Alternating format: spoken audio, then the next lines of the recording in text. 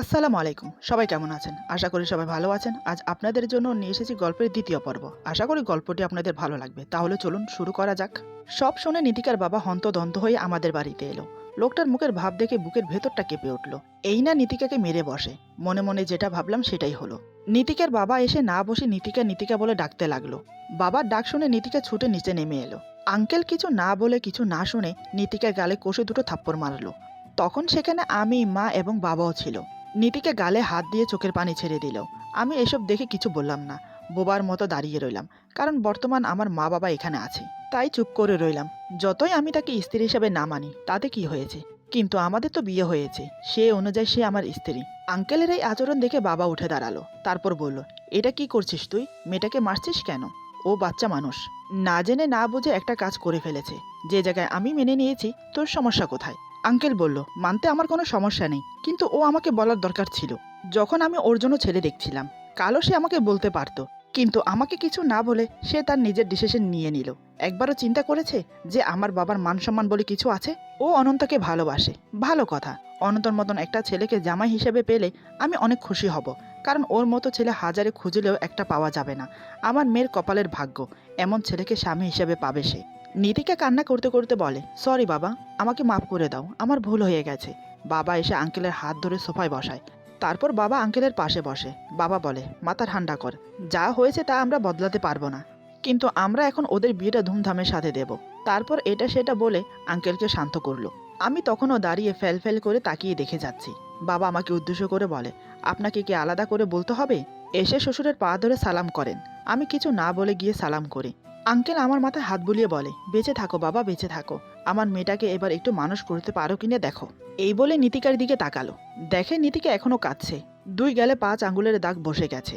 আঙ্কেলের মনটা ব্যথিত হয়ে উঠল মেয়ের জন্য, কারণ ওনার একমাত্র মেয়ে। গায়ে হাত তুলবে তো দূর, কোনো দিনও একটা ধমক দিয়ে কথা বলেনি। আঙ্কেলের চোখে জল চিকচিক করছে।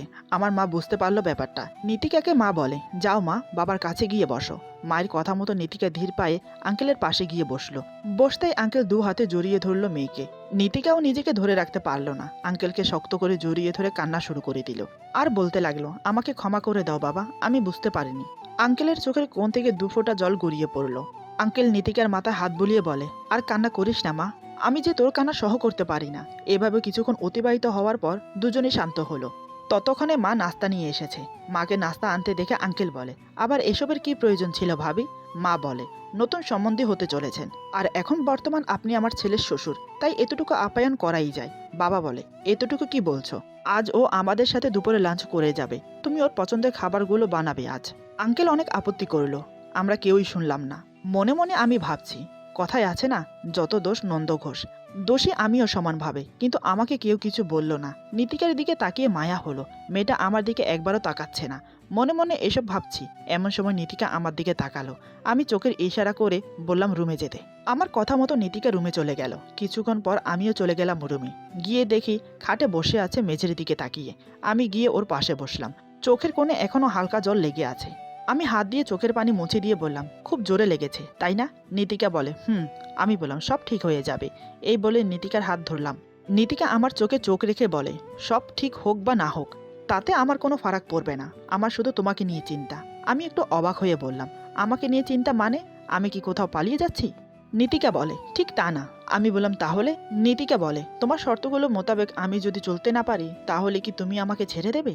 আমি বললাম, হঠাৎ একথা মাথায় আসছে কেন? নীতিকা বলে, কেন জানি না, তোমাকে পেয়েও হারানোর ভয় মনে জেগে উঠেছে। আমি ওর হাত শক্ত করে ধরে বললাম, ইচ্ছে করলে মানুষ সবকিছু করতে পারে, তুমিও চেষ্টা করো, দেখবে ঠিক পারবে। এই বলে উঠে রুম থেকে বেরিয়ে গেলাম। কারণ আমি জানি, আমি ওর পাশে বসে থাকলেই এটা সেটা বলে আমাকে দুর্বল করার চেষ্টা করবে। ওকে সঠিক পথে চালনা করার জন্য আমাকে কঠোর হতে হবে। দুপুরবেলা লাঞ্চ করে বিকেলের দিকে নীতিকার বাবা চলে গেল। আমাদের বিয়ে হবে আবার, সেই তারিখও ঠিক করা হলো। কাজের অফিসে আমাদের বিয়ে হলেও এখন সমাজে আত্মীয় স্বজনের সামনে দেখানোর জন্য আবার বিয়ে হবে। কি কপাল মাইরি, মানুষ একবার বিয়ে করতে পারে না, আর আমার একজনের সাথে দুবার বিয়ে হবে। একেই বলে কপাল। যাই হোক, সেদিন সারাদিন কোনো রকম কাটিয়ে রাতে বারান্দায় বসে আছি। নীতিকা এসে আমার পাশে বসে, কিছু না বলে চুপচাপ বসে রইল। আমি বললাম, কিছু বলবে? নীতিকা বলে, আজ 2 দিন ধরে কলেজে যাওয়া হচ্ছে না। আমি বলছি কাল থেকে ভার্সিটিতে যাব, যদি তুমি বলো। আমি বললাম, বেশ তো, পড়াশোনার ইচ্ছা থাকলে কাল থেকে স্টার্ট করো। নীতিকা বলে, তুমি যাবে না? আমি বললাম, একটা ছেলে যখন সিঙ্গেল থাকে তখন সে তার মা বাবার উপর ডিপেন্ড করে চলে, আর যখন একটা ছেলে বিয়ে করে তখন সে ওই মেয়ের দায়িত্বের সাথে সাথে নিজের ফ্যামিলির দায়িত্ব মাথায় নেয়। আমি যদি তোমার সাথে ভার্সিটিতে যাই তাহলে তোমার ভরণ পোষণের দায়িত্ব কে নেবে? মানলাম আমি তোমাকে স্ত্রীর অধিকার দেইনি, তা বলে এমনটা তো নয় যে তোমার ভরণ পোষণের দায়িত্ব আমি নেব না। তাই আমি সিদ্ধান্ত নিয়েছি অফিসে জয়েন করব। তুমি বরং ভার্সিটিতে যাও, পড়াশোনা কন্টিনিউ করো। নীতিকা আমার কথাগুলো শুনে অবাক হয়ে তাকিয়ে আছে। সে মনে মনে ভাবছে, কাল আমাকে বিয়েই করতে চাচ্ছে না, আর আজ বিয়ে করে আমার সম্পূর্ণ দায়িত্ব নিতে চাচ্ছে। একেই বলে প্রকৃতি স্বামী। আমি নীতিকাকে অমনভাবে তাকিয়ে থাকতে দেখে বললাম, কি ব্যাপার, অমন করে কি দেখছো? নীতিকা বলে, কিছু না, চলো খাবে। আসলে ও এসেছিল আমাকে খাবার খেতে ডাকতে। ডাকতে এসে ভার্সিটির কথা মনে পড়তেই আমাকে জানালো।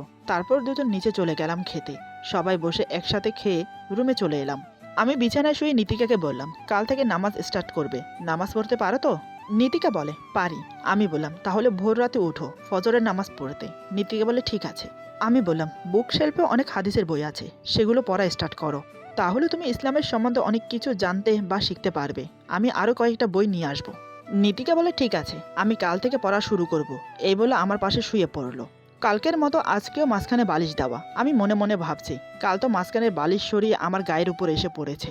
না জানি আজ এই মেয়ে কী করবে। আমি মনে করতাম আমি বেশি নড়াচড়া করি, কিন্তু এই মেয়েকে দেখছি আমার থেকেও এক কদম আগে আছে। নানান কথা ভাবতে ভাবতে একসময় ঘুমিয়ে পড়ি। ভোর রাতে আজানের শব্দ শুনে ঘুম থেকে উঠে পড়ি। উঠে দেখি নীতিকা অগরে ঘুমোচ্ছে। আজ আর মাঝখানে বালিশ এদিক ওদিক হয়নি। ঘরে ডিমলাইট জ্বলছিল, তার আলোতে দেখলাম শ্যালোয়ার পায়ের উপরে উঠে গেছে। প্লাজো পরার কারণে এমনটা হয়েছে। কয়েক সেকেন্ড মনে মুগ্ধ হয়ে তাকিয়ে রইলাম ওর পায়ের দিকে। তারপর নিজেকে স্বাভাবিক করে শ্যালোয়ার নিচে নামিয়ে দিলাম। ধীরে ধীরে ওকে ডাকলাম। দেখলাম কাজ হলো। নীতিকা চোখ খুলে আমাকে দেখে ঝটপট উঠে বসে। তারপর চোখ মুছতে মুছতে বলে, কি হলো, সকাল হয়ে গেছে? আমি বললাম, না, মাত্র ভোর হলো। ফজরের আজান দিয়ে দিয়েছে, তুমি উজু করে এসো, নামাজ পড়বে। নীতিকা কিছু না বলে উঠে চলে গেল। ওর চেহারার ভাব দেখে বুঝতে পারলাম একটু বিরক্ত হয়েছে। আমি মুচকি হেসে উঠে ফ্রেশ হয়ে নিলাম। আজ জামায়াতে নামাজ পড়তে যাব না, কারণ নীতিকার সাথে পড়ব। সে যেন নিজেকে একাকিত্ব মনে না করে। নীতিকা উজু করে আসে। তারপর দুজন একসাথে নামাজ আদায় করি। আমি নামাজ শেষ করে আবার শুয়ে পড়ি, কিন্তু নীতিকা বসে আছে। আমি বললাম, কি ব্যাপার, বসে আছো কেন? শুয়ে পড়ো। নীতিকা বলে, আমার আর ঘুম আসবে না। আমি বললাম, তাহলে চলো ছাদে যাই, ভোরের সূর্যোদয় দেখি। নীতিকা বলে, চলো তাহলে। এরপর দুজন ছাদে গেলাম। ছাদে গিয়ে দেখি পূর্ব দিকের আকাশে সামান্য লালচে আভা দেখা যাচ্ছে। তার মানে সূর্য উঠতে এখনো বেশ সময় বাকি। এখনো অন্ধকার পুরোপুরি কাটেনি। ঠান্ডা বাতাস বইছে। ভোরের এই মিষ্টি বাতাসে প্রাণ জুড়িয়ে এলো। বেশ মনোরম পরিবেশ। নীতিকা বলে, আমার জীবনে এই প্রথম সূর্যোদয় দেখব। আমি বললাম, তাই বুঝি? আমি দেখেছি অনেকবার, তবে আজকের দেখাটা একটু অন্যরকম। নীতিকা বলে, অন্যরকম মানে? বুঝলাম না। আমি বললাম, এর আগে যতবার দেখেছি ততবার আমি একাই ছিলাম, কিন্তু আজ এই প্রথম তোমার সাথে সূর্যোদয় দেখব, তাই অন্যরকম একটা ভালো লাগা কাজ করছে। নীতিকা বলে, দুজন পাশাপাশি দাঁড়িয়ে সূর্যোদয়ের অপেক্ষা করছি, আর এটা সেটা নিয়ে গল্প করছি।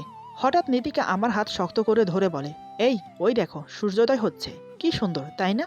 এই বলে একদম আমার গা ঘেঁষে দাঁড়ায়।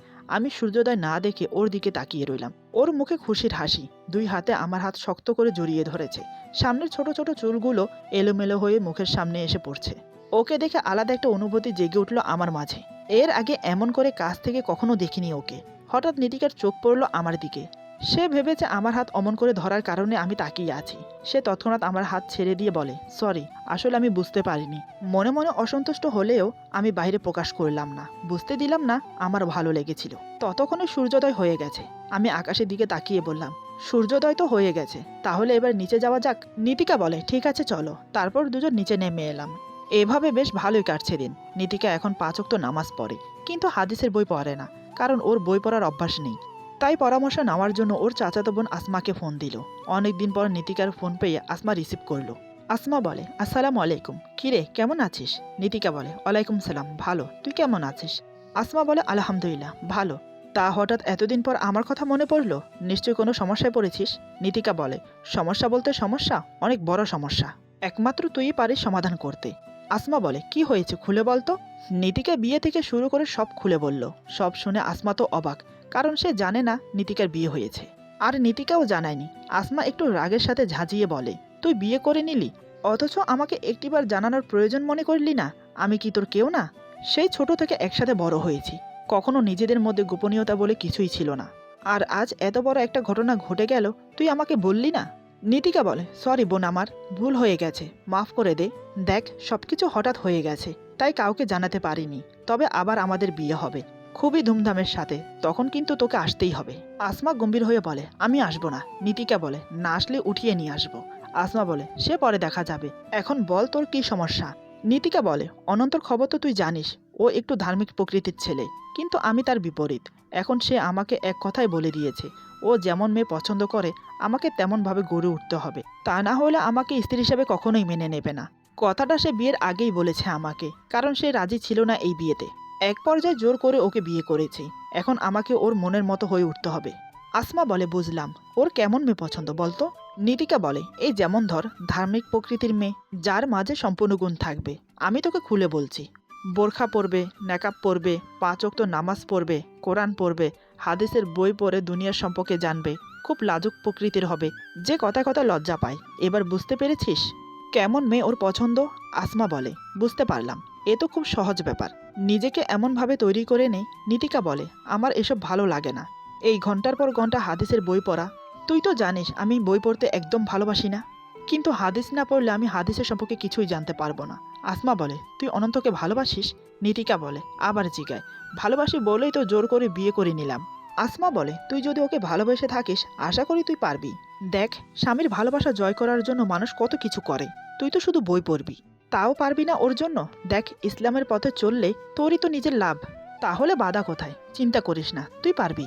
নীতিকা মনে আশ্বাস নিয়ে বলে, আমি পারবো, নিশ্চয়ই পারবো। এরপর আরও কিছুক্ষণ কথা বলে ফোন রেখে দেয়। আমি তখন অফিসে নিজের চেম্বারে বসে ফাইল দেখছি। এমন সময় নীতিকা ফোন করলো। হঠাৎ অসময়ে ফোন এসেছে দেখে একটু অবাক হলাম, আবার চিন্তাও হচ্ছিল বাড়িতে কোনো সমস্যা হলো না তো। আমি ফোনটা রিসিভ করে বললাম, আসসালামু আলাইকুম। নীতিকা বলে, ওয়ালাইকুম সালাম, কেমন আছো? আমি বললাম, আলহামদুলিল্লাহ, তুমি কেমন আছো? নীতিকা বলে, আলহামদুলিল্লাহ, তুমি কি দুপুরে আসবে? এই প্রথম নীতিকা ভালো আছির বদলে আলহামদুলিল্লাহ বলল, শুনে খুব খুশি হলাম। আমি বললাম, আসবো, তোমার কিছু লাগবে? নীতিকা বলে, না, তুমি সাবধানে এসো। এই বলে ফোন কেটে দিল। আমি মনে মনে ভাবছি, আজ হঠাৎ কি হলো, কখনো তো আমাকে দুপুরের আগে ফোন করে না। এসব কথা ভাবতে ভাবতে দুপুর হয়ে গেল। আমি বাসার দিকে রওনা দিলাম। কিছুক্ষণের মধ্যে বাসায় পৌঁছে গেলাম। রুমে প্রবেশ করে দেখি নীতিকা নামাজ পড়ছে। ওর নামাজ পড়তে পড়তে আমি ততক্ষণে ফ্রেশ হয়ে নিলাম। নীতিকা নামাজ শেষ করে উঠে এসে আমি কিছু বুঝে ওঠার আগে হঠাৎ করে আমার পায়ে ধরে সালাম করে। সালাম করে উঠে আমাকে জড়িয়ে ধরে খুব শক্ত করে। ক্ষণিকের জন্য আমি স্তব্ধ হয়ে যাই, কিছুই বুঝতে পারছি না কি হচ্ছে। আমি কিছু না বলে দাঁড়িয়ে রইলাম শক্ত হয়ে। নীতিকা আমাকে শক্ত করে জড়িয়ে ধরে চোখ বন্ধ করে আমার বুকে মাথা রাখে, যেন পরম শান্তি পাচ্ছে আমার বুকে মাথা রেখে। চোখের কোণে জল জমাট বেঁধেছে, আমার চোখ এড়ালো না, খুব মায়া হলো। কিছুক্ষণের জন্য ভুলে গেলাম আমার শর্তের কথা। আমি ওকে জড়িয়ে ধরে মাথায় চুমো খেয়ে বললাম, কি হয়েছে তোমার, কাঁদছো কেন তুমি? কেউ কিছু বলেছে? নীতিকা বলে, না। আমি বললাম, তাহলে কাঁদছো কেন, বলো আমাকে। নীতিকা আমাকে আরো শক্ত করে জড়িয়ে ধরে বলে, খুব মিস করছিলাম তোমাকে, খুব মনে পড়ছিল, খুব ইচ্ছে করছিল তোমার সঙ্গ পেতে, আমি তোমাকে ভালোবাসি। আমি ওর কথার কোনো প্রত্যুত্তর করলাম না। কিছুক্ষণ পর আমি ওকে ছাড়িয়ে দিয়ে বললাম, আমার খুব খিদে পেয়েছে, খেতে দেবে? নীতিকা চোখের পানি মুছে নিজেকে স্বাভাবিক করে বলে, আমি তো ভুলেই গিয়েছিলাম, চলো। তারপর দুজন নিচে নেমে এলাম। তারপর সবাই একসাথে বসে দুপুরে লাঞ্চ কমপ্লিট করলাম। সবে মাত্র হাত ধুতে যাব বেসিনে, তখনই আমার ছোট বোন আনিকা হুড়মুড়িয়ে প্রবেশ করে বাড়ির ভেতর। প্রবেশ করেই আমাকে জাপটে ধরে। আমি ওর মাথায় আলতো করে চুমু খেয়ে বললাম, এতদিন পর বুঝি ভাইয়ের কথা মনে পড়েছে? আনিকা বলে, সব সময় মনে পড়তো তো, কিন্তু কি করব, আসতে দিলে তো আসবো। তারপর আমাকে ছেড়ে দিয়ে মা বাবার কাছে যায়। মা বাবা দুজন তো ওকে দেখে খুব খুশি। হঠাৎ আনিকার চোখ পড়ল নীতিকার দিকে। ওর দিকে তাকিয়ে থেকে মাকে বলে, মা, এ আপুটাকে আগে তো কখনো দেখিনি। মা বলে, এ হচ্ছে তোর ভাবি। এই কথা শুনে আনিকার চোখ কপালে ওঠে। সে অবাক হয়ে বলে, কি, ভাইয়া বিয়ে করেছে, অথচ আমি জানি না? মা বলে, বিয়েটা হঠাৎ করে হয়ে গেছে, তবে আবার ধুমধামের সাথে হবে। আনিকা আমাকে উদ্দেশ্য করে বলে, কি রে ভাইয়া, তলে তলে এত দূর, অথচ আমি জানি না? আমি কিছু বললাম না, কারণ আমার কাছে তার কোনো প্রশ্নের জবাব নেই। আনিকা এবার ছুটে নীতিকার কাছে গেল। তারপর নীতিকা কিছু বলার আগেই ওকে শক্ত করে জড়িয়ে ধরে বলে, কেমন আছো ভাবি? নীতিকাও আনিকাকে শক্ত করে জড়িয়ে ধরে বলে, আলহামদুলিল্লাহ, তুমি কেমন আছো? আনিকা বলে, তোমার মতো একটা মিষ্টি ভাবি পেয়েছি, ভালো না থেকে পারি? বাড়িতে আমার একটা সঙ্গী হলো। এই বলে নীতিকাকে নিয়ে ওর রুমে চলে গেল। আমি কিছু না বলে আমার রুমে চলে গেলাম। রুমে গিয়ে হেলান দিয়ে বসে আছি বিছানায়, আর ভাবছি নীতিকার কথা। কয়েকদিনে মেয়েটা কি অদ্ভুতভাবে নিজেকে পরিবর্তন করেছে। এখন ওকে দেখলে বোঝা যায় না যে ভার্সিটির একটা চঞ্চল মেয়ে ছিল সে। এত পরিবর্তন কি আমার জন্য? সত্যি কি ও আমাকে ভালোবাসে? মনে হয় হয়তো। এসব ভাবছি এমন সময় নীতিকা রুমে আসে, এসে আমার পাশে বসে।